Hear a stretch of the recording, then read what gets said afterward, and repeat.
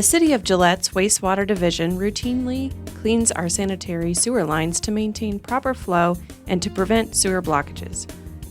We maintain about 200 miles of sewer lines, so it is something that we try to do as much as possible to make sure it's working as it should. If you see one of our vacuum trucks in your area, you don't need to do anything different. You can continue to use the water appliances as normal.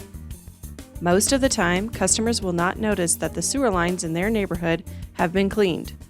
On occasion, homes with inadequate plumbing or undersized or obstructed vents can be affected by the air pressure vacuum cycle used in the cleaning process.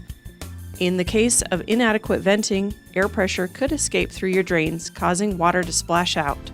Or the vacuum could cause water to be drawn out of your fixture's traps, causing an unpleasant odor. To guard against either of these happening, cover affected floor, tub, or sink drains with plastic and place a weight on the plastic. Cover all toilets with plastic and close the lid on the plastic. If you should experience odor, run water into each drain to refill the traps. It may be beneficial to install a vented cap on your sanitary sewer service line cleanout.